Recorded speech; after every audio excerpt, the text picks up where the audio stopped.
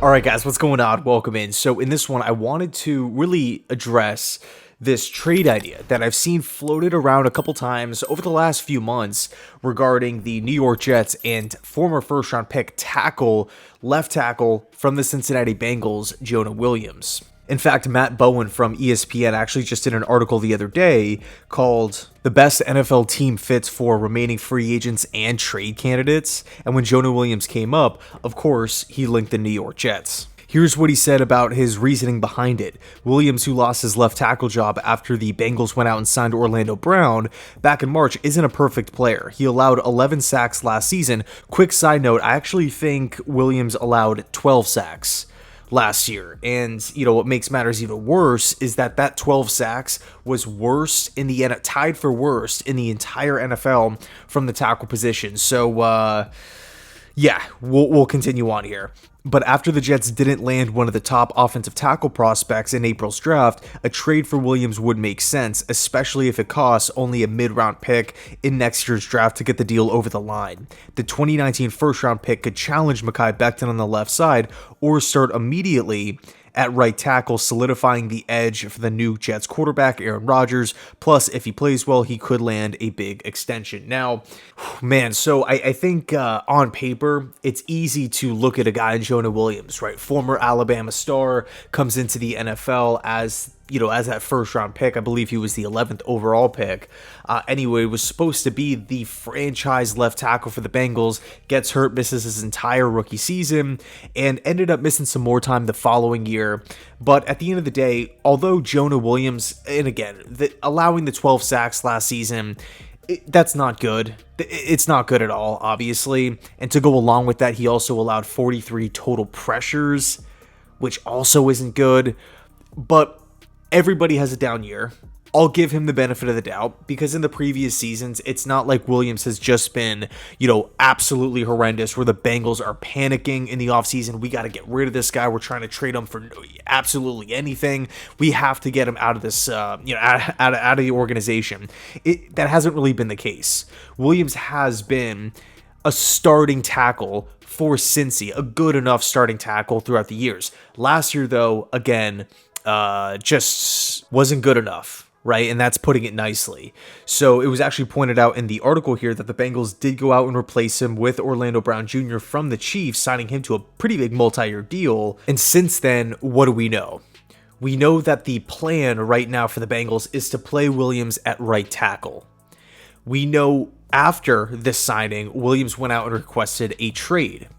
We also know that Ian Rappaport has reported that the talks have heated up a little bit, or talks are intensifying as things start to heat up. And we know the Jaguars have reached out and discussed a potential Jonah Williams trade with Cincinnati, but those talks came prior to the draft. So we're looking at Jonah Williams' contract, 1 year left, unrestricted free agent in 2024. So it would essentially be like a 1 year rental. Again, pointed out in the article, unless he plays really, really well, they could re-up him. But it's a 1 year contract, 5th year option actually, so 12.6 mil. And I gotta be honest, I think although, I'm looking at Jonah and I'm not going to define him by just the one poor season. I'm going to take every single career game into account when I'm looking at his play. I'm just not the biggest fan.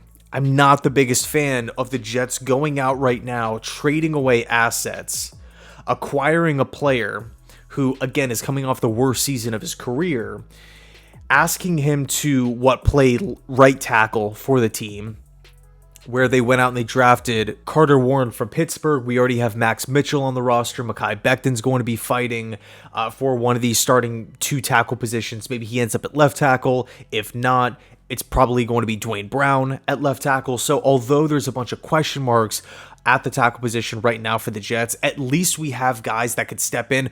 Also, one of my favorite free agent acquisitions, Billy Turner. I do believe he is going to see some pretty significant playing. You can never have enough offensive linemen. We saw that last season. So I think right now, again, although we have a bunch of different question marks and we could use some stability. I mean, if we had like 2 AVTs on the roster, that would be tremendous. We saw what he did at left tackle in a short time there last season. I mean, this is a guy who Every single Jet fan loves him. I mean, how could you not? AVT's a stud, man. He's an absolute beast.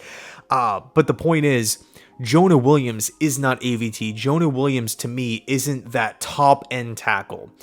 And if we're going to be taking on $12.6 million this season, where we're still talking about extending Quinnen Williams, we're still talking about trying to bring back Quan Alexander, we still have to restructure Aaron Rodgers' contract, we have to also wait for like waiver wire pickups, summer cuts, things like that. There's so much time before the start of the season.